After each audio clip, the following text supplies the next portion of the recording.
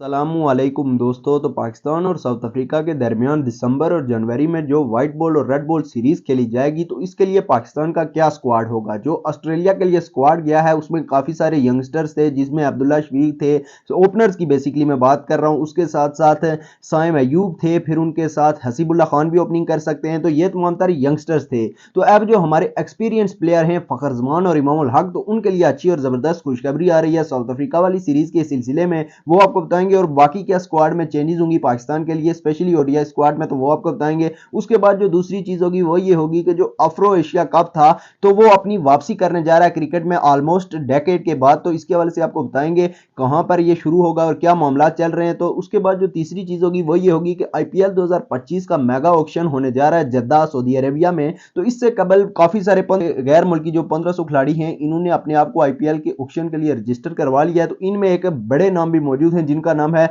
Jimmy Anderson, England से तल्लक है। तो इनकी क्या बेस प्राइस है, क्या मामला चल रहे हैं, वो भी आपको बताएंगे। तो सबसे पहले अगर पहली चीज की जानिब चलें तो वो ये है कि इस वक्त पाकिस्तान और ऑस्ट्रेलिया के दरमियान व्हाइट बॉल सीरीज चल रही है। तो दिसंबर और जनवरी में पाकिस्तान और साउथ अफ्रीका की एक साउथ अफ्रीका में सीरीज होगी, जहां पर टी20 मैचेस भी होंगे, ओडीआईज भी होंगे और उसके साथ 2 टेस्ट मैचेस भी होंगे। तो इस तरीके से ये सीरीज होगी, काफी लंबी पाकिस्तान की सीरीज होगी, जो कि आमतौर पर हमें देखने को नहीं मिलती, जहां पर पाकिस्तान तीनों फॉर्मेट्स खेले। तो इस तरीके से ये सीरीज होगी। और यहां पर जो पाकिस्तान का स्क्वाड होगा, स्पेशली व्हाइट बॉल का, खास करके ओडीआई का जो स्क्वाड होगा, उसमें बड़ी चेंजेस होने जा रही हैं। और काफी स्ट्रांग सोर्सेज ये बता रहे हैं, बड़े बड़े न्यूज चैनल ये खबरें दे रहे हैं कि जो फखर जमान है इनके मामला सीधे हो रहे हैं। इसके हवाले से हमने पहले भी आपको बताया था, क्योंकि फखर जमान की जो अपडेट थी ये पहले भी आ चुकी थी। अलबत्ता दूसरी जानिब इमामुल हक की अगर बात करें तो उनके लिए भी अच्छी खबरें आ रही हैं कि वो भी मोस्ट प्रोबेबली कम बैक करेंगे साउथ अफ्रीका के खिलाफ, स्पेशली ओडीआई स्क्वाड में तो जरूर कम बैक करेंगे। और टेस्ट में भी शायद कि उनकी राहें हमवार हो जाएंगी, क्योंकि टेस्ट क्रिकेट में भी इमामुल हक की ठीक ठाक परफॉर्मेंसेज हैं। अलबत्ता ओडीआई क्रिकेट में उनकी 49 की एवरेज है, फखर जमान की 48 की एवरेज है, और दोनों मैच विनर्स हैं। मेरे ख्याल में जिस वक्त तक पाकिस्तानी टीम में ओडीआई क्रिकेट में नंबर 1 बनी थी, तो उस वक्त इन दोनों की जो ओपनिंग पार्टनरशिप थी वो टॉप ओपनिंग पार्टनरशिप्स में थी, जिनकी बेहतरीन एवरेज थी। यानी कम से कम 50 रन ये दोनों अक्सर बना लिया करते थे ओडीआई क्रिकेट में। तो मेरे ख्याल में ये दोनों बहुत ज्यादा वाइटल थे। अगर हम ऑस्ट्रेलिया वाली सीरीज में भी इन दोनों को खिला लेते, अलबत्ता हमारी टीम मैनेजमेंट के कुछ मसाइल की वजह से हमने यंग लड़कों को जरूर खिलाया, उन्हें भी खिलाना चाहिए, मगर यहां पर ये ऑस्ट्रेलिया वाली सीरीज यंग लड़कों को ज्यादा चांस देने वाली नहीं थी यहां पर, बल्कि आपको एक्सपीरियंस प्लेयर के साथ जाना चाहिए था, जिनमें फखर जमान थे, जिनमें इमामुल हक थे।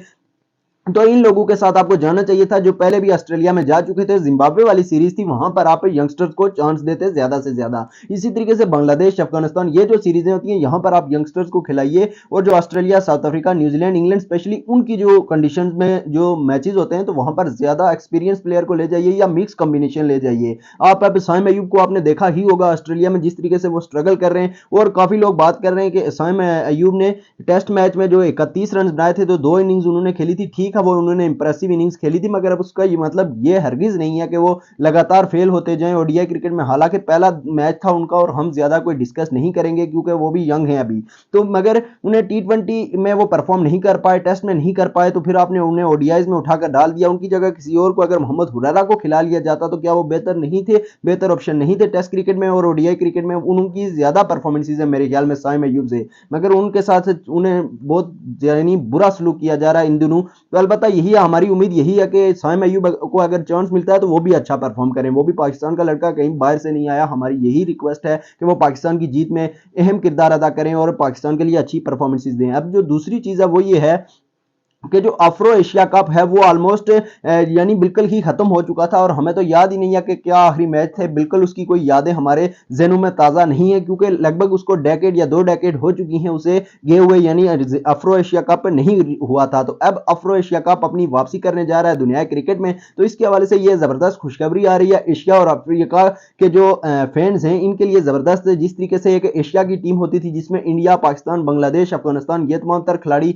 शरीक होते थे, और दूसरी तरफ अफ्रीका में जो नामीबिया है, साउथ अफ्रीका है, उसके साथ साथ जिम्बाब्वे है, तो ये तमाम तर जो टीमें हैं इनके जो खिलाड़ी होते हैं वो मिलकर एक टीम बनती है। तो ये तमाम तर आपस में मैचेस खेलते हैं और बहुत ही जबरदस्त तरीके की सीरीज होती है और टूर्नामेंट होता है। तो अब ये एक अच्छी और जबरदस्त खुशखबरी आ रही है एशियन और जो अफ्रीका के फैंस हैं, क्रिकेट फैंस, तो इनके लिए जबरदस्त खुशखबरी आ रही है कि जो अफ्रो एशिया कप है ये एक दफा फिर से दुनिया क्रिकेट में लौटने जा रहा है। तो उसके बाद जो तीसरी खबर है वो ये है कि जो जिमी एंडरसन है ये लगभग 15-20 साल टेस्ट क्रिकेट क्रिकेट खेलते रहे हैं इंग्लैंड की जानिब से और अब हाल ही में ये रिटायर हो चुके हैं। तो उसके बाद अब इन्होंने अपने आप को आईपीएल के ऑक्शन के लिए रजिस्टर करवा लिया है, जहां पर इनकी जो बेस प्राइस है वो 1.25 करोड़ इंडियन रुपीस है। तो इस तरीके से इनकी बहुत ही कम यानी इन्हें रकम बेस प्राइस इनकी रखी गई है। हालांकि फिर भी काफी खिलाड़ियों से बेहतर भी है, मगर देखते हैं फिर क्या इन्हें कोई टीम पिक करेगी, कितने में पिक करेगी, ये तमाम तरह मामला जरूर होंगे। अलबत्ता ये लेजेंडरी क्रिकेटर हैं, इनके लिए दुनिया क्रिकेट के जितने भी फैंस हैं उनके दिलों में बहुत ज्यादा इज्जत है। जिस तरीके से इन्होंने टेस्ट क्रिकेट को इज्जत दी, टेस्ट क्रिकेट को फोकियत दी, वाकई में इन्होंने अपने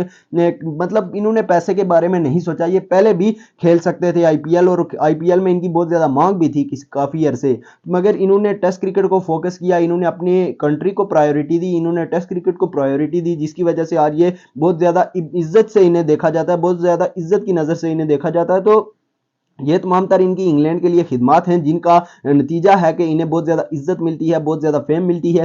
तो ये तमाम तर चीज़ें बहुत ही अच्छी हैं, हमें यही देखेंगे, और तमाम तर मीडिया की इसी चीज़ पर नज़र है कि कितने में जिमी एंडरसन को कोई भी टीम खरीदेगी तो कौन सी टीम खरीदेगी, ये तमाम तर मामला ज़रूर चल रहे हैं। अलबत्ता वो इस वक्त इंग्लैंड की कोचिंग भी कर रहे थे, असिस्टेंट कोच के तौर पर काम कर रहे थे, या बॉलिंग कोच के तौर पर पाकिस्तानी टूर पर भी इंग्लैंड के गेंदबाजों के साथ मौजूद थे। उसके अलावा श्रीलंका की जो सीरीज़ हुई थी इंग्लैंड में इंग्लैंड के खिलाफ, तो वहाँ पर भी ये मौजूद थे। तो इस तरीके से ये अब बॉलिंग कोच तो बन चुके हैं, मगर ये आईपीएल खेलने की ख्वाहिश जरूर रखते हैं, वाकई में बनती भी है। ये पैसे कमाने चाहते हैं, तमाम तर इंसान कमाना चाहते हैं, तो इनका भी हक बनता है। तो फिलहाल इसी चीज़ के साथ आप चलेंगे, इजाज़त। वीडियो अच्छी लगी हो तो लाइक कीजिए, चैनल पर नए हैं तो सब्सक्राइब कीजिए। अल्लाह हाफिज़।